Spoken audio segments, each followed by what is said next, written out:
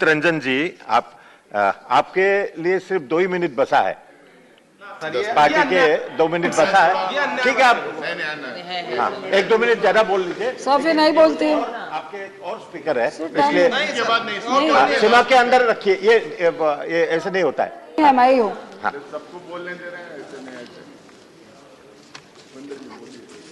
सभापति जी मेरा भाषण ही रोक दिया।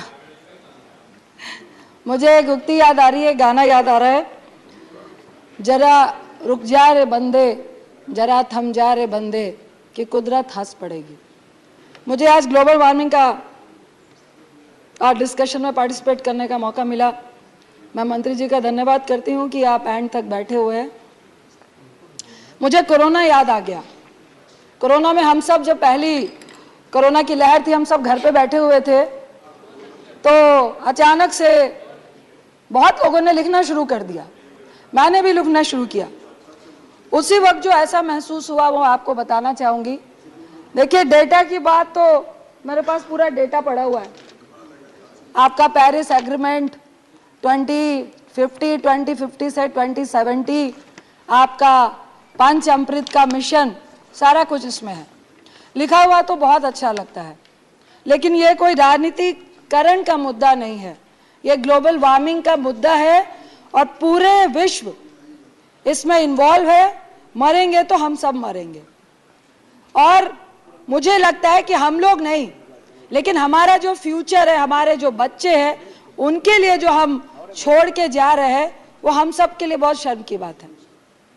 कोरोना में हम लोगों ने देखा, विद इन 10 दिन में जो सबसे पॉल्यूटेड सिटी कैपिटल दिल्ली कहा जाता है, कोई कह रहा है पलारी का धुआं है, कोई कह रहा है अनऑथराइज फैक्ट्री का धुआं है, चारों तरफ दिल्ली के पहाड़ है। प्रकृति ने क्या किया, हम सब चुपचाप घर बैठे और 350 से IQ सीधा 49 आ गया। हम और आप सब दूर दूर से देख रहे थे, चंडीगढ़ से पहाड़ दिख रहे थे, यहां से दूर दूर से अगर आप देख रहे थे तो कई किलोमीटर तक आपको सीन नजर आ रहे थे। क्यों? प्रकृति ने तो हम लोग को बहुत अच्छा और सीधा सिंपल मैसेज दिया कि अगर हम चुपचाप घर में बैठ जाए तो प्रकृति को अपने आप को ठीक करना आता है, वो सक्षम है।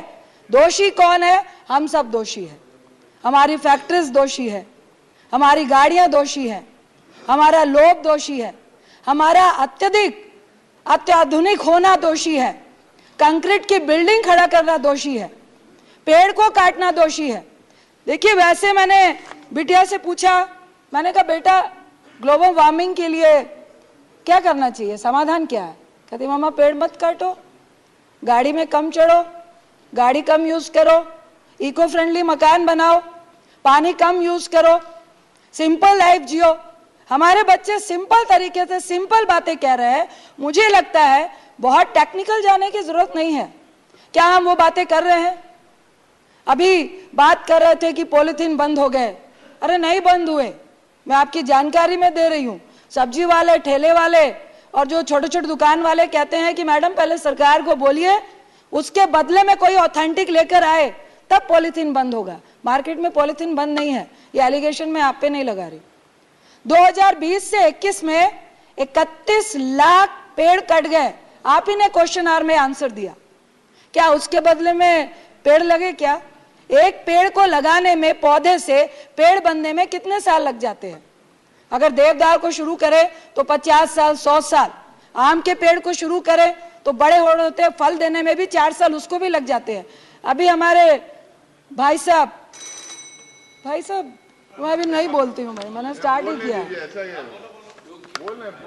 रामगोपाल जी बिल्कुल सही कह रहे थे कि आज मैंने बहुत बारीकी से देखा है। सर, मुझे पहाड़ों से बहुत प्यार है। उत्तराखंड की बात हो, हिमाचल की बात हो, अरुणाचल की बात हो, जाके दिल रोता है वहां पर। हम लोग ने डेवलपमेंट के नाम पर किसी की भी सरकार हो, फला जगह पे हमारा मंत्री गया, सीएम गया, ये सड़क बना दो, बना दी, ये सड़क बना दो, बना दी। हम एनवायरनमेंट के लिए, ग्लोबल वार्मिंग के लिए कभी भी डेवलपमेंट का कंप्रोमाइज नहीं कर रहे, यह सच्चाई है। आप कहेंगे कि पहाड़ी इलाकों में कानून बने हैं, कोई भी बाहरी आदमी आके वहां पर जमीन नहीं ले सकता। आपको भी पता, हम सबको पता है कि इंडिया में, हमारे भारत में जुगाड़ टेक्नोलॉजी है। जुगाड़ टेक्नोलॉजी से आज हिमाचल हो, उत्तराखंड हो, अरुणाचल हो, भरे पड़े हैं लोग। सर अगर आप पूछेगा, मैं आपको एक पहाड़ का नाम दूंगी, दिल्ली वालों ने पूरा पूरा पहाड़ खरीद लिया है और धीरे धीरे वो पहाड़ में पेड़ नहीं, सिर्फ मकान और कंक्रीट नजर आते हैं।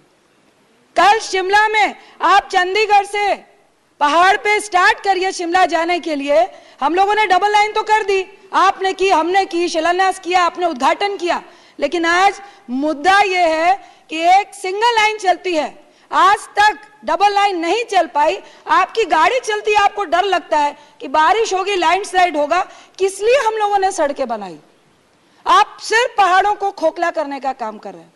हाइड्रो पावर हिमाचल में है, मेरा दिल दुख रहा था जिस तरह से हम लोगों ने हाइड्रो पावर बनाए हैं। आपको, हम में से बहुत लोग गए होंगे सोलन, जो मनाली से 7 किलोमीटर पे है। ठीक है, लाहौल स्पीति और लद्दाख के लिए हमने कई किलोमीटर का फासला शॉर्ट कर लिया, लेकिन उसके बदले में दिया क्या क्या? जो व्यक्ति भी उससे पहले गया है वो देख रहा होगा कि हम लोगों को क्या नुकसान हुआ। सर जो पेड़ों की बात कह रहे थे, ये सच्चाई है और इसमें सरकार क्या एक्शन लेती है? जब भी, जहां पे भी माइनिंग और हाइड्रो पावर के लिए जमीन ली जाती है, 10-10, 20-20 सालों वाले पेड़ों की, लाइफ वाले पेड़ों की जगह बुशेस लगाई जाती है, फोटो दिखाई जाती है कि ये पौधा लगा दिया, ये पौधा लगा दीजिए। मैं दावा करती हूं कि 80% पौधे भी मर जाते हैं, वहां पे पेड़ क्या 2 साल का पौधा भी नहीं होता है। ये क्यों हम अपना इसे खुद कंक्रीट का पूरा पहाड़ खड़ा कर रहे हैं? सर मैं कुछ पॉइंट देना चाहती हूं। मैं आपसे सिर्फ यह पूछना चाह रही हूं कि हम लोग तो बहुत सारे एक्शन की बात कर रहे हैं। प्रधानमंत्री साहब ने 2050 से 2070 का टारगेट लिया, जो पेरिस में एग्रीमेंट हुआ, पंचामृत की बात की, पर होगा कैसे? आप जो टारगेट ले रहे हैं उसके लिए लगभग, जो एक्सपर्ट कह रहे हैं, 105 करोड़ लाख रुपए की जरूरत पड़ेगी और पर ईयर 2.1 लाख की जरूरत पड़ेगी, करोड़ की। कहां से लाएंगे? ये क्या मजाक है क्या? हमारे प्रधानमंत्री 2070 तक तो 120 साल के हो जाएंगे, हम लोग जिंदा रहेंगे क्या? सर मैं आपसे कुछ पॉइंट पे बात करना चाहती हूं कि विद इन 10 डेज जब कोरोना में प्रकृति ने हमें यह बता दिया कि बहुत छोटी छोटी बातों से हम अपने ग्लोबल वार्मिंग को कंट्रोल कर सकते हैं। मुझे उस वक्त आश्चर्य हो रहा था, एक मीटिंग में जो ये पेरिस एग्रीमेंट ही हुआ, आप सोचिए कितने करोड़ रुपए खर्च हुए होंगे, आज तक कितने खरब रुपए खर्च हो चुके हैं। लेकिन प्रकृति, अगर हम चुपचाप बैठ जाए, रंजन जी आप समझ कीजिए प्लीज 2-3 मिनट, नहीं 2-3 मिनट आप ज्यादा बोल गए ऑलरेडी। सर प्लीज, आप समाप्त कीजिए, बाद में बोल लेना, स्पीकर बुलाना है। सर प्लीज, आपको डबल टाइम मिल गया, आपके पार्टी का इतना टाइम नहीं है, लेकिन आपको डबल टाइम भी दे दिया, आप समाप्त कीजिए। सर ये डबल टाइम की बात है या एनवायरमेंट की बात है? सर प्लीज, समय का ही बात है। बोल रहे हैं, बोलिए क्या बोले? सर मैं आपसे पूछना चाह रही हूं, नमामि गंगे की बात हुई, 20,000 करोड़ का टारगेट बना, उसके बाद 30,000 करोड़ का टारगेट बना, क्या गंगा साफ हो गई? क्या हमारी यमुना साफ हो गई? स्वच्छ भारत की हम बात करते हैं, दिल्ली के, अरे भाई नहीं कर रही हूं पॉलिटिक्स, अरे शांत रहो। दिल्ली के सुनो, दिल्ली के चारों तरफ कूड़ा है। मंत्री जी मैं आपको कह रही हूँ, राय लीजिए, एक्सपर्ट से राय लीजिए, लेकिन ये टॉम एंड जेरी का गेम खेल के बच्चों के भविष्य को आप लोग को बर्बाद नहीं करना चाहिए। प्लीज 2 मिनट, हमें बच्चों के भविष्य को बर्बाद नहीं करना चाहिए।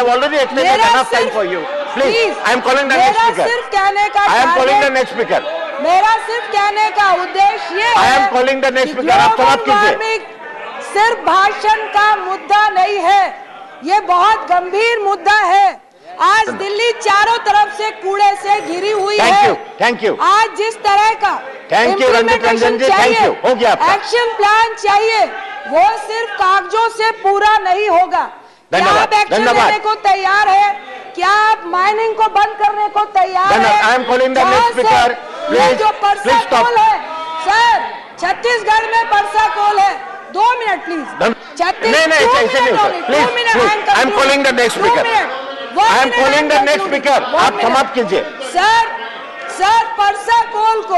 परसा कोल जिसमें 8 लाख पेड़ कटेंगे, क्या आप thank you the next speaker is Surendra Singh नागर। क्या जितने आप बोले nothing will go on record, only Surendra Singh नागर।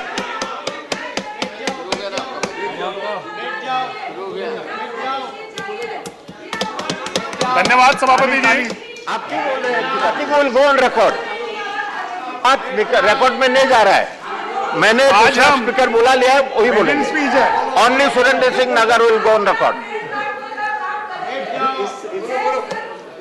माननीय सभापति जी, आज हम जलवायु परिवर्तन, क्लाइमेट चेंज के दुष्प्रभावों की चर्चा कर रहे हैं।